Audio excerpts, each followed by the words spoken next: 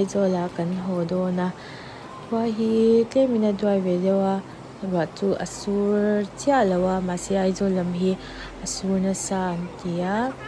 long tak kan thlen thei kan be se ani chuanin hei kan kalme ka thlona kan lu to do na ni